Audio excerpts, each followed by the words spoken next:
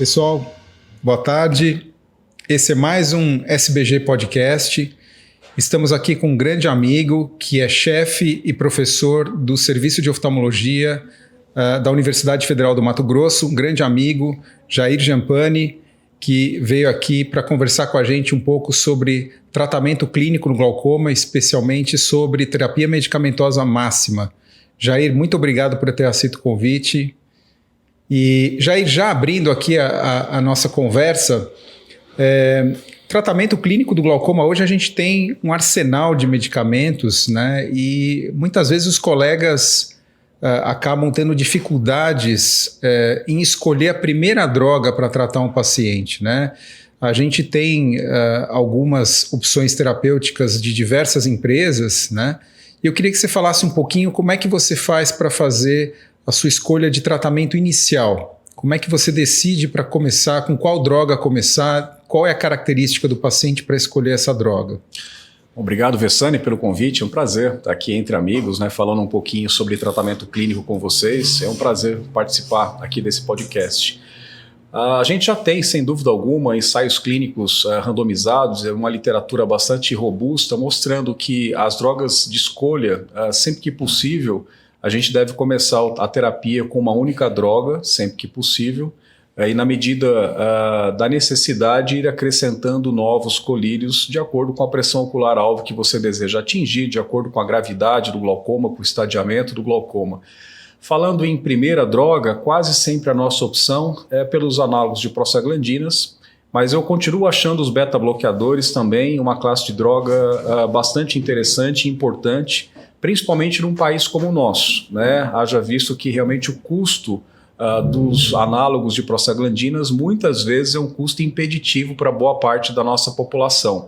Enquanto isso, o maleato de timolol, por já ser uma droga mais antiga, é uma droga que tem um bom perfil de segurança, um bom perfil de redução pressórica. Claro que desde que não existam contraindicações sistêmicas para o uso dos beta-bloqueadores, também são drogas que podem ser utilizadas, né? Aqui a gente está falando, claro, de tratamento clínico, mas sempre importante lembrar também da posição da trabeculoplastia laser, que vem cada vez mais ganhando espaço como terapia inicial dos pacientes portadores ou de hipertensão ocular ou de glaucoma. Muito bom. Bom, e assim, uma vez que você tem iniciado o tratamento, você escolheu aquele paciente para usar um análogo de prostaglandina, como é que você decide se aquele tratamento foi eficiente para o paciente? Como é que você faz essa decisão de a droga está funcionando, não, essa droga não está legal, eu vou talvez trocar ou vou adicionar? Como é que você faz isso? Na verdade, esse é o grande o savoir-faire, né, do acompanhamento dos pacientes de glaucoma. O estado da arte é justamente em você conseguir aproximar a perda neuronal dos pacientes portadores de glaucoma daquilo que a gente sabe que é uma perda neuronal fisiológica, que todos nós perdemos no decorrer da vida. E durante o segmento, é claro que a gente vai ter que ir reajustando aquilo que a gente considera como sendo pressão ocular-alvo para cada um desses pacientes.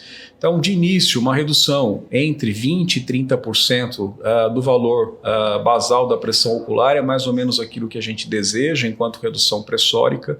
Quando a gente consegue atingir uma redução nesse nível, vale a pena daí sim começar um acompanhamento desse paciente com exames periódicos, justamente para se identificar se houve uma estabilização da perda, quer seja estrutural ou funcional.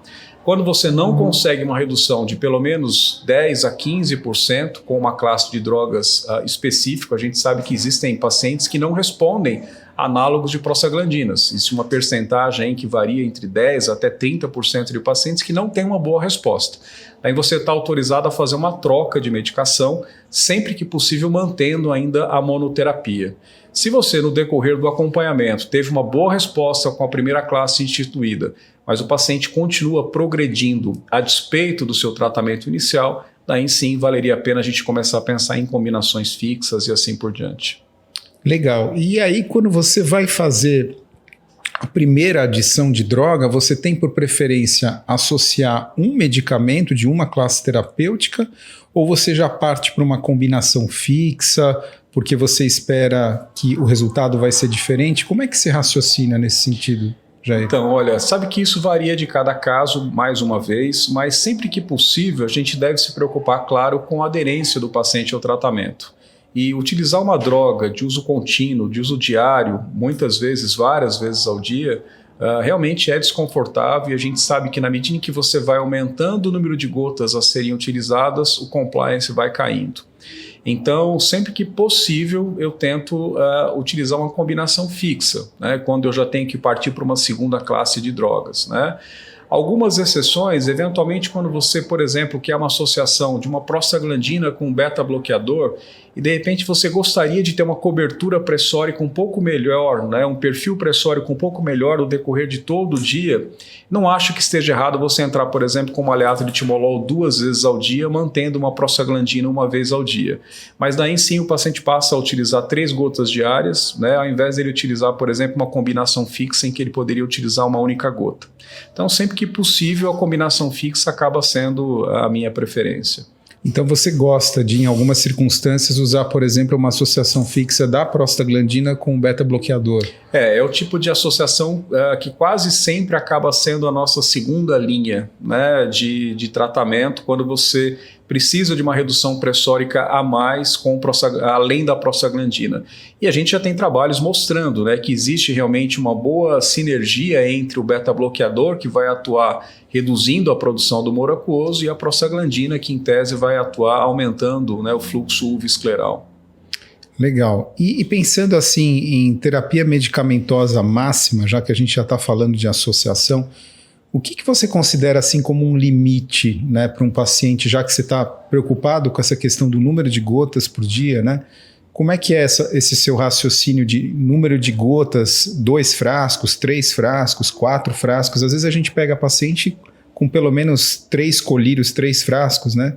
Como é que você raciocina nesse sentido, falando um pouco do que você falou de fidelidade, né? A gente sabe, né, Vessani, que a maior parte dos nossos pacientes, ainda mais em consultórios de especialistas em glaucoma, acabam utilizando mais do que uma droga, né? O Oates já mostrou que depois de 2 anos, mais de 40% dos pacientes precisavam de pelo menos uma combinação. Então, o quanto utilizar, qual é o limite, vai depender muito de cada caso. Sinceramente, eu tenho pacientes, por exemplo, que até toleram 4 classes de drogas, eventualmente no consultório, e não reclamam e utilizam a medicação de maneira correta e, eventualmente, estão até controlados clinicamente e não desejam cirurgia, por exemplo. Ao passo em que eu tenho pacientes que na segunda classe já começam a se queixar de todos os efeitos colaterais, enfim. Então, dizer qual é a minha terapia máxima depende de cada caso, mais uma vez. Alguns pacientes toleram bem, né, associações diversas, outros pacientes toleram muito mal, né? Uma coisa que eventualmente eu acabo lançando mão, principalmente naqueles pacientes em que eventualmente eu já estou para indicar um procedimento mais agressivo, um procedimento cirúrgico, eventualmente eu tento até entrar com medicação via oral, né, já explicando muito bem para o paciente todos os efeitos colaterais da acetazolamida, que é o que a gente tem à disposição aqui no Brasil, mas já pressupondo que esse paciente vai utilizar a droga durante pouco tempo e até com o objetivo de se tentar tirar daí uma das classes que ele vem utilizando. Então, se é um paciente que vai para a cirurgia, eu sempre que possível prefiro ir com o olho menos inflamado, menos hiperemiado possível. Então, se eu conseguir, por exemplo, tirar uma prostaglandina ou uma prostamida que vinha trazendo mais hiperemia, acrescentando, por exemplo, uma acetazolamida durante 2, 3, 4 semanas, eu vou ter um sítio cirúrgico mais favorável para o sucesso da cirurgia. Agora, Jair, a gente foi até o extremo da terapia medicamentosa máxima, mas provavelmente você já deve ter tido essa situação, a gente tem no consultório, o paciente chega para você com um exame onde o disco óptico parece muito bom, sem sinais de glaucoma, ou com dano glaucomatoso inicial, mas com 3 drogas. Como é que você raciocina? Você tenta tirar medicamento?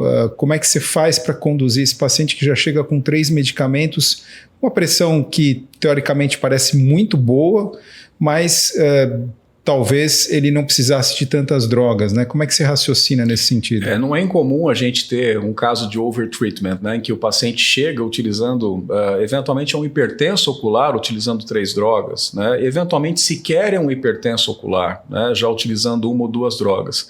Eu costumo dizer que talvez este seja o paciente que mais me dá prazer no consultório, no sentido de você chegar para o paciente e dizer para ele que está tudo bem, que ele provavelmente não vai ficar cego por glaucoma e que, pelo contrário, a gente vai conseguir tirar a medicação desse paciente. Então, daí sim, claro, eu sempre procuro ser muito cuidadoso no sentido de ir tirando uma droga de cada vez, até porque muitas vezes, aliás, na maior parte das vezes, eu não tenho o histórico anterior desse paciente e não é incomum, por exemplo, que eventualmente o paciente tenha picos pressóricos, de repente, por exemplo, é um glaucoma secundário, em que você, ou não é um glaucoma secundário, é uma hipertensão secundária, por exemplo, o nervo é bom, mas à medida em que você começa a tirar droga, o paciente começa a ter picos pressóricos. Então, eu tendo a ser um pouco mais conservador, retirando sempre uma classe de cada vez, sempre que possível, né? Mas sem dúvida são os pacientes que nos trazem mais prazer no sentido de dar essa boa notícia para o paciente de que ele tem tudo para continuar enxergando bem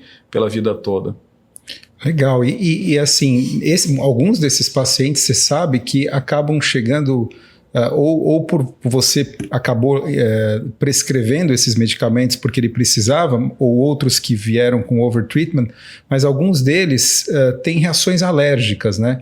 Olhos com pálpebras super inflamadas, alterações muito grandes e acabam se queixando muito dessas alterações. E como é que você cuida disso, né? Para tentar identificar o que está acontecendo, quem que é o responsável por essa alergia, né, por esse quadro alérgico? Você está perfeito, né, Vestana? A gente sabe que essa é uma das situações também comuns nos nossos consultórios, principalmente porque o não especialista muitas vezes começa a associar várias drogas. Você já deve ter tido no seu consultório vários pacientes que vêm utilizando 2 análogos de prostaglandinas, vêm utilizando um análogo de manhã e um análogo à noite, né?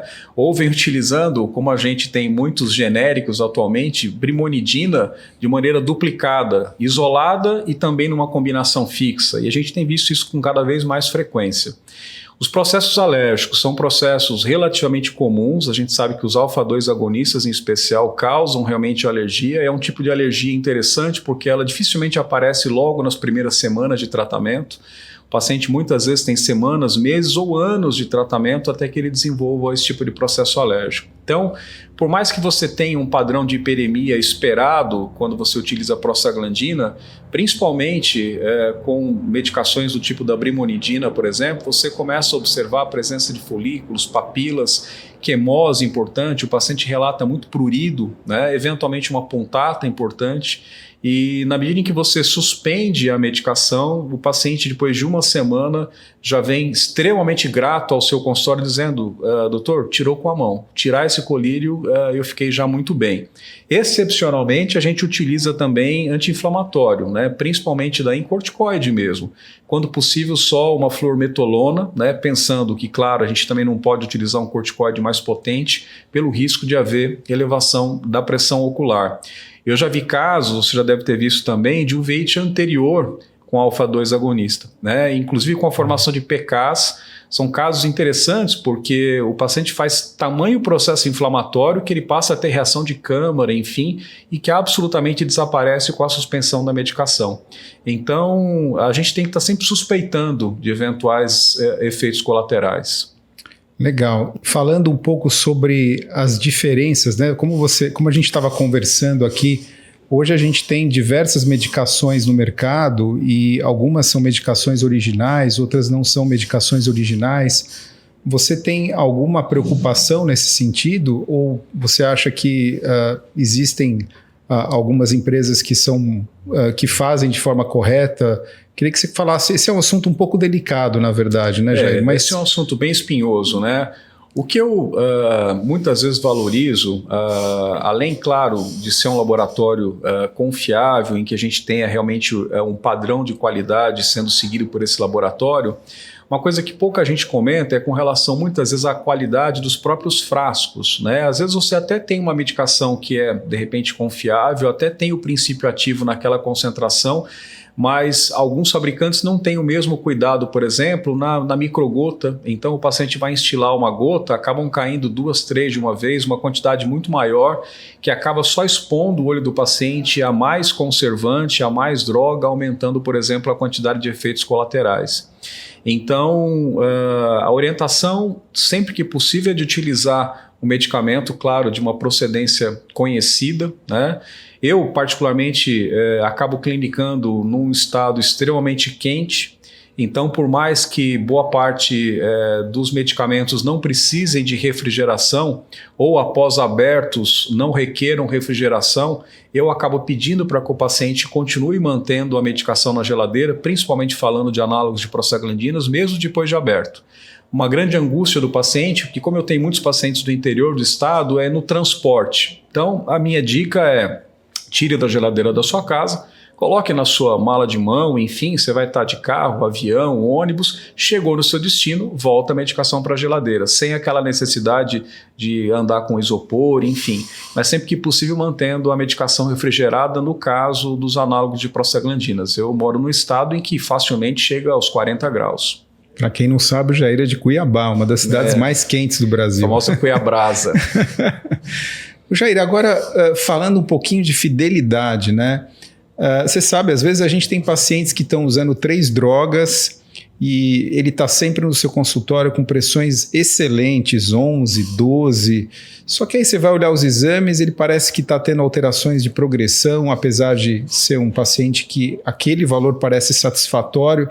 E aí a gente fica com aquela pulga atrás da orelha. Será que o paciente só usa o colírio em vésperas do consultório, da consulta? Tem alguma coisa que você faz para dar uma investigada na fidelidade do paciente quando ele está usando os remédios?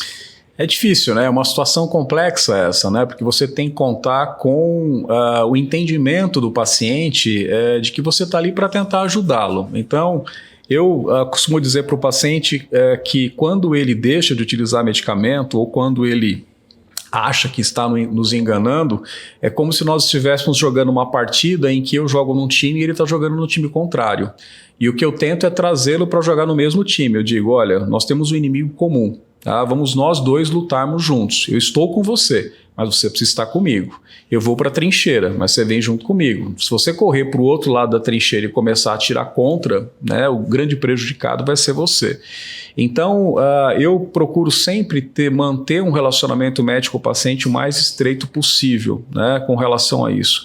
Mesmo assim, a gente sabe que, infelizmente, alguns pacientes acabam não caminhando bem. Eu tive, e você, né, com anos de prática, né, nós somos praticamente contemporâneos, eu tive recentemente no consultório um paciente que me entristeceu muito, porque é um paciente que já tinha um glaucoma de inicial para moderado, aproximadamente 10, 12 anos atrás, em que naquela época eu já tinha indicado cirurgia, mas ele ainda tinha 20/20 em ambos os olhos.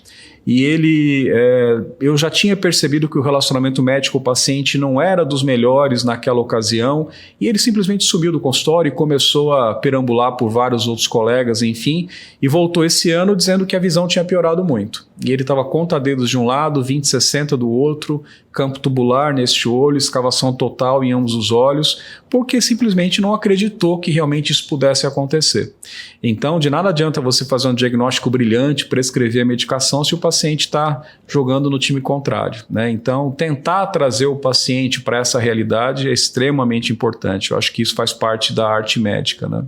E você, nessas situações, por exemplo, consegue estabelecer algum limite quando você chega e fala, bom, aqui o risco é muito alto, eu vou propor um procedimento cirúrgico, porque eu sei que a coisa não vai caminhar bem com tanta medicação. Isso é interessante, né? Porque quem nunca teve no consultório um paciente em que você fala, bom, vou indicar cirurgia, pede exames pré-operatórios, porque a pressão ocular não vinha ok, o paciente volta com os exames pré-operatórios e a pressão está ótima, né? Porque bastou você falar em cirurgia, o paciente assustou, passou a utilizar a medicação. Isso também acontece, né? E eventualmente, se realmente a pressão reduziu, eu suspendo o procedimento, falo, olha, vamos observar o senhor, a senhora durante mais 3, 4, 6 meses até que a gente tome novamente essa decisão ou não. Então, às vezes, esse susto, digamos assim, no paciente, né, acaba sendo benéfico para ele. Legal. E assim, invadindo um pouquinho uma outra área, mas que faz muito sentido hoje, a gente falou rapidamente sobre a trabeculoplastia seletiva, né? Hoje a gente tem a opção de utilizá-la tanto como terapia inicial ou como em pacientes que já estão em tratamento e você quer eventualmente tirar drogas, né?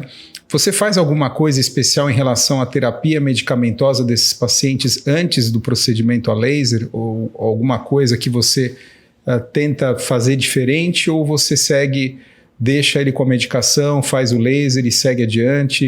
Olha, normalmente, Vessani, eu não mexo na medicação no pré-laser, né? A não ser que seja um paciente, por exemplo, que venha com algum tipo de efeito colateral mais importante, enfim, mas quase sempre eu não mexo nessa medicação pré-laser. Eu prescrevo anti-inflamatório após o laser. A gente acabou de ver um trabalho, né, me parece acho que de uns 2 anos, em que mostrou em que aparentemente a utilização de anti-inflamatório pós-trabeculoplastia seletiva, o desfecho é melhor quando você utiliza alguma medicação anti-inflamatória, quer seja hormonal ou não hormonal, em relação a não utilizar nada. Por mais que o laser seja confortável, a maior parte dos pacientes não relatam grandes problemas no pós-laser, a gente sabe que eventualmente podem ocorrer picos pressóricos, enfim, mas eu não mudo o esquema terapêutico no pré-laser. Após o laser, sempre que possível, né, dependendo de cada caso, daí sim eu começo a ir tirando a medicação, as classes de drogas. Normalmente eu utilizo anti-inflamatório durante 1 semana apenas, né, e começo a avaliar esse paciente, né, depois de normalmente 1 ou 2 semanas, depois de 4 semanas, depois de 6 a 8 semanas, para daí sim. Eu costumo considerar até mais ou menos entre 6 e 8 semanas como aquilo que eu espero de resultado máximo do laser, né? Depois disso, eu acho que aquilo que tinha que haver de resposta já houve. E isso é que vai me determinar se eu vou suspender drogas, se eu vou ter que manter medicação e assim por diante. Legal, Jair. Como mensagens finais aí para os nossos colegas que estão ouvindo, o que você gostaria de destacar aí no tratamento clínico dos pacientes com glaucoma? Eu acho que o mais importante, né, Vessani, primeiro a gente imaginar que para você começar a tratar, você tem que realmente ter muita certeza de que você está trazendo mais benefícios para esse paciente tratando do que não tratando, né? Então aquela velha máxima, né, de que não tratar medicamentosamente também é um tipo de tratamento, eu acho que também vale nesse sentido, né? Então, você só está autorizado realmente a prescrever uma medicação para um paciente quando você tem realmente certeza de que você está trazendo algum benefício. Então, essa história de que não vai fazer nada um beta-bloqueador, ou antigamente, né, a gente via muito paciente usando um betoptiquezinho, né? Isso faz mal para o bolso do paciente, isso faz mal para a saúde do paciente. Eu já vi paciente usando beta-bloqueador com crises de asma recorrentes e simplesmente foi só tirar o colírio e o paciente deixou de ter crise. Então, é importante que você primeiro tenha certeza do teu diagnóstico. Eu acho que talvez esse seja o principal ponto. Não fazer o overtreatment, ou seja, não tratar em demasia, como também não tratar a menos, né? Esse tratar a menos, infelizmente, também é uma coisa que a gente vê no consultório, até foge um pouco da nossa conversa, mas quantos pacientes cegos ou quase cegos chegam no nosso consultório já pseudofásicos? Então, esses pacientes, em algum momento, passaram pelas mãos de algum colega que indicou e fez uma cirurgia de catarata, mas não se preocupou com a possibilidade do paciente ter um glaucoma pré-existente. Então, são pacientes que tiveram, infelizmente, perderam a oportunidade de terem o diagnóstico feito da maneira correta, no momento correto e iniciarem o tratamento. Então, ter a certeza do diagnóstico, não tratar de mais, não tratar de menos, né? Então, acho que essa seria talvez a mensagem importante. Mensagens super importantes. Jair, eu queria te agradecer muito por esse excelente bate-papo, foi muito bom. Acho que a gente pôde esmiuçar alguns detalhes importantes do tratamento clínico. E esse foi mais um podcast da SBG. Muito obrigado, Vessani. Para mim é um prazer, né, estar com você, com um grande amigo. Sucesso nessa nova gestão para você, para toda a diretoria e para o nosso presidente, para o Roberto Galvão. Parabéns pela iniciativa e a gente está sempre à disposição. Muito obrigado. Legal, obrigado.